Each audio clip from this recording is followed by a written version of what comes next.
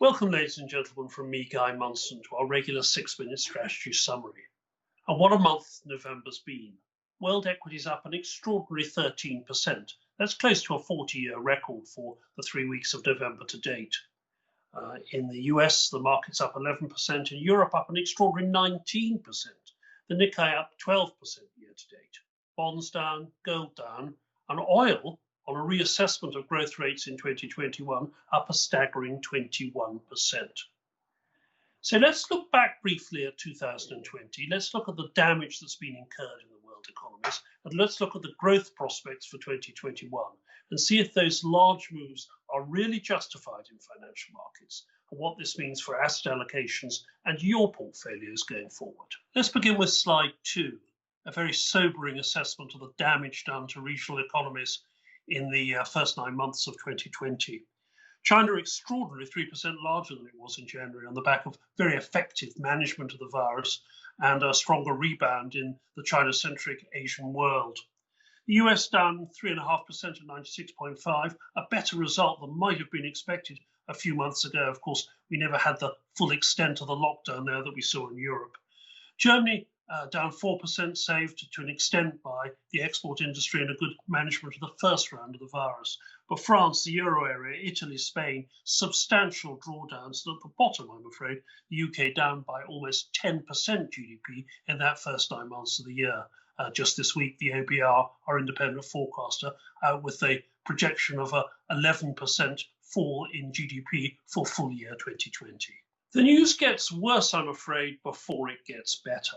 I've shown on the left of slide 3 the global stringency index, tightening lockdowns across all of Europe, France and Spain up in the 70s. And on the right, that's having the predicted effect on mobility. And you can see here the Google mobility indices focused on transit stations, how much people are traveling, down by the 36 to 60% lower than it was pre the crisis. Again, the UK, Italy, and France particularly hard hit by lockdowns. But some good news. Looking ahead, there's just the glimmer of light of a resurgence, particularly in small business sentiment in the US, and we expect this to ripple through into Europe. If you look on the left-hand slide, you see business optimism index creeping up to 104. Of the components of that, the outlook for small businesses 6 months ahead, sharply improving in blue. But on the right, the extraordinary number, a staggering increase in new businesses launched. Now, this is just 1 month's data. There are many businesses closing as well. And of course, we don't know what sort of businesses those are. Our suspicion is this is technology-led, this is digital-led, this is work-from-home-led. And this is the basis on which the world will grow strongly in Q2 and Q3 next year. So let's summarize it all. Biden versus the COVID versus the vaccine, how these fiscal measures playing out. Well, first of all, I'm afraid we can't expect a substantial fiscal package from the US, not in the lame duck period before Biden succeeds as president on the 20th of January. And even after that, only a modest package.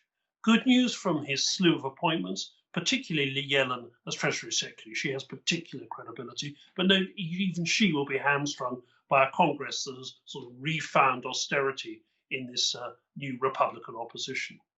The vaccine, of course, a game changer for growth, doesn't help with the second wave, but removes the risk of a third wave. Now, weak Q4, Q1, but potentially a very strong Q2, Q3. Finally, what does all this mean for inflation?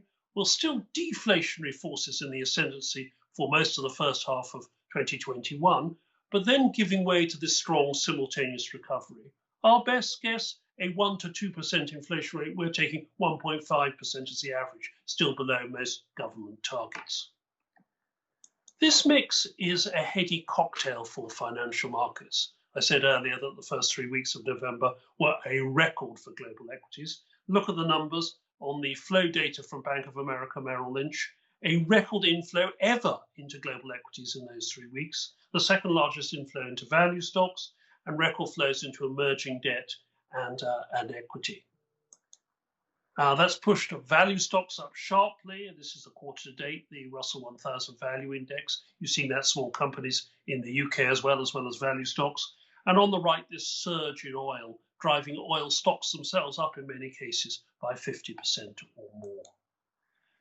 So let's wrap up on slide 8 with a look at asset prices for full year 2020. In dark blue there, you can see global equities up 11% for the year to date. Extraordinary given the ravages of COVID on the global economy. I'm glad to say our unconstrained thematic mandates have matched that and more.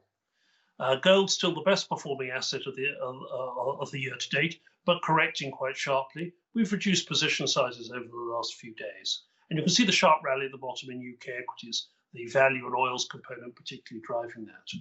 On the right-hand side, you can see a new year low for or since the crisis began, for the VIX index at 21.3. That's allowed us to reintroduce some portfolio insurance into portfolios.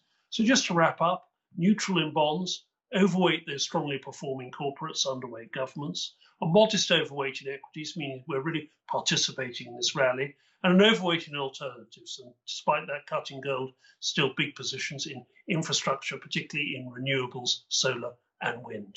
A small cash position, meaning that portfolios have really had a very strong month and a very strong quarter. Thank you.